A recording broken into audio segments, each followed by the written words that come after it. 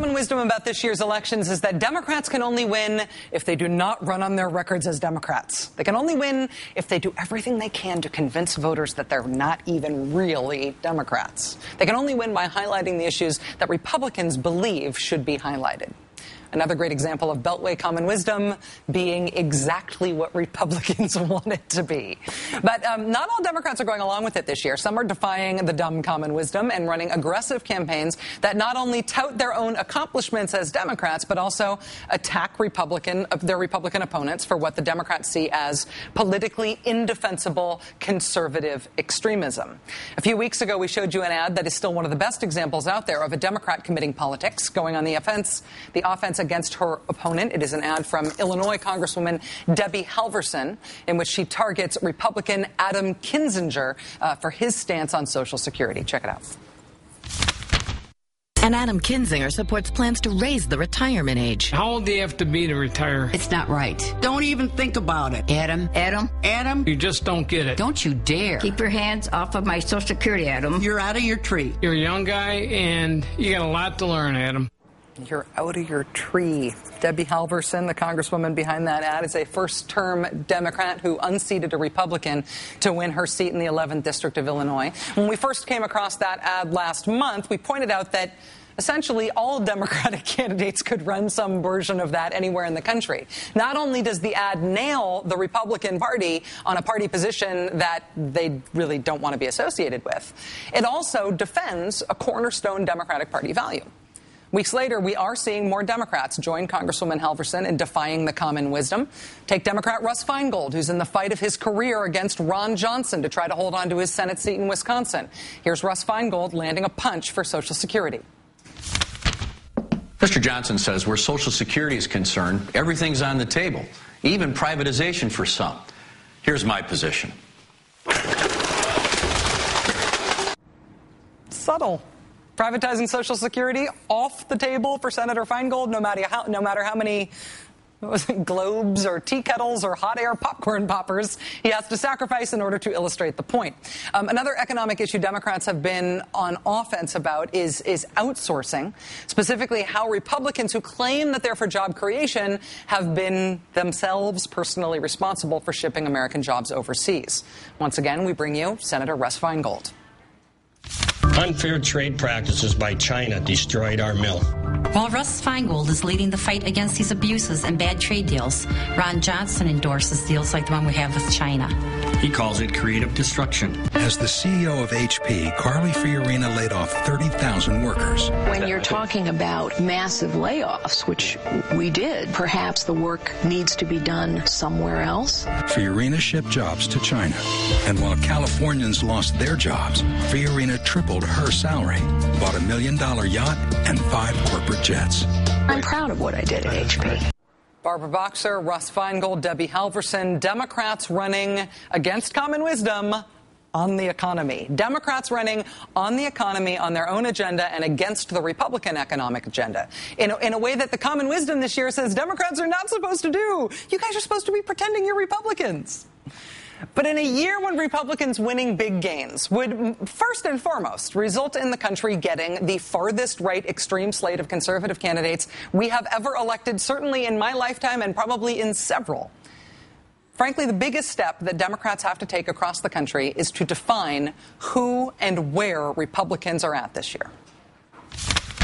Sharon Angle would wipe out Social Security, Medicare, and she'd privatize the VA. Oh, she's wild. She's wild. Okay, so no insurance mandates. Not if Sharon Angle has her way. That's extreme and dangerous. And she'd make abortion a crime. No wonder Fiorina is endorsed by Sarah Palin. Carly Fiorina, just too extreme for California. Extreme beauty. Extreme sports. Good extremes in Colorado. But what about Ken Buck's extreme ideas? Maybe Ken Buck asked the right question. I'm an extremist. I'm an extremist. Ken Buck. He shouldn't be speaking for Colorado. Joining us now is Chris Hayes. He's Washington editor of The Nation magazine and a contributor here at MSNBC. Good to see you, Chris. Thanks for joining us. Thank you, Rachel. I'm sitting here in my tree in the Beltway. Oh, very good. Well, give us some Beltway uncommon wisdom, Mr. Hayes. I feel like from my seat in the liberal media ivory tower here in New York City, I feel like everything coming out of the Beltway is telling Democrats that they need to lay low, run on local issues, hope people don't notice what party you're affiliated with, and just make sure you don't take on anything that might indicate what party you're in. That's the advice that I feel like Democrats are getting. Do you feel like that I'm reading that right? I think you're right. I mean, I think the problem, right, is that you can't – people understand what a defensive crouch looks like. If you communicate to voters that you're embarrassed about what you're doing, what your record is, what your ideas are, if you're constantly in this – I mean, there's this Joe Sestak ad that I saw about his vote for TARP, and obviously that's a problem for him, right? Toomey had the good fortune of Pat Toomey, his opponent in Pennsylvania in the Senate race, had the good fortune of not having to cast that vote. But the entire 30-second ad was a totally defensive ad. Everything about it said, basically, I am validating the attack of my opponent. And I think you're absolutely right. You have to go on the attack the last 2 weeks, particularly because you're right. Look, the record of these people, Buck and Engel and Miller and these folks, it really is genuinely very, very extreme, way, way outside of the sort of spectrum of the center in American politics. The thing that has surprised me is that extremism is, extremism is in the eye of the beholder. The only quantitative thing that you can say, it's not a value judgment, it's an objective sense, is that you can identify extremism when people are confronted on it and they squirm about it and try to backtrack on their position. And that keeps happening over and over again on privatized VA, privatized Social Security, Second Amendment remedies, all of these other things that they have put forward. Ken Buck squirming on that personhood amendment that would define a fertilized egg as having essentially voting rights in Colorado. Anytime they squirm or change their position on these issues, doesn't that mean keep hitting them on it? You've hit a weak spot? Yes, absolutely. And I think, look, I think you're going to see more of that. I mean, there's a certain amount of basic understanding of the dynamics of that. You're seeing it in the angle race with Harry Reid, where he really has made Social Security an issue. And it's a major talking point. In fact, when she told him to, quote, man up in the debate, she was responding to an attack over Social Security privatization. She understands that that's a weakness for her. So you're going to see more of it. I will say this, though. It is a little weird that none of this conversation is happening about the legislative agenda of this Democratic Congress over the past 2 years. I mean, the things that are most effective are these sort of, hoary cliches, these sort of Democratic perennials, which are true and good. I mean, we shouldn't privatize Social Security. We should have a better trade policy. All that stuff is good, ripe stuff to attack on. But it is also completely detached from the legislative record of the Democratic Congress. And that's a little weird, I think. When you see people float the idea, and only a few members of Congress have done this, only a few incumbents have done this, but some have, and have run ads or have followed a line of attack in debates in particular where they are defending the health care ruling, the health care legislation, when they're defending the idea of health reform, in some cases defending the idea of Wall Street reform, saying that their opponent wants to undo these things. We're seeing a few of them float it, but it's not becoming a national line. Why is that?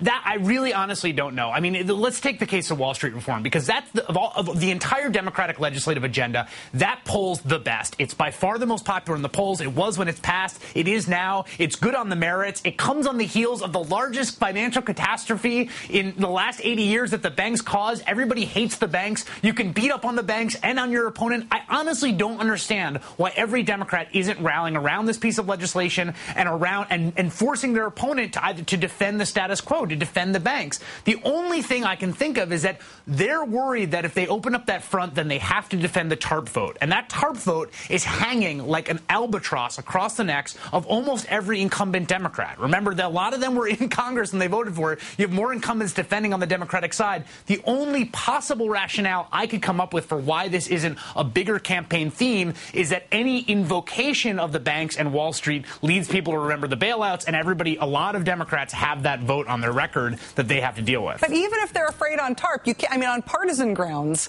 Democrats don't have to be any more afraid of that than Republicans do. I mean, John McCain suspended his campaign and came back to Washington to make sure TARP would pass. Sarah Palin is on record as being in favor of TARP. John Boehner cried on the floor of the House asking people to pass TARP. For Democrats to have that as their albatross, it's a pretty big albatross, and it hangs around the necks of both parties. Exactly. And the other thing is, look, you have that vote. You can't go back and undo the vote. What you can do is talk about the vote you did take on the right side of the issue. That was against the banks, that the Republicans almost in entirely lockstep voted against. And I understand the White House, I think, did a pretty good job of trying to make this an issue. For some reason, it has not caught on in local races. And I'm frankly flummoxed. I mean, the other argument, right, is that at the same time that these Democrats are trying to win these races, they're also trying to raise a lot of money from the financial sector. And so they have this sort of cross-pressured problem, and it's a huge problem for the Democratic Party, writ large, that they feel like they can't quite lean into that because at the same time they're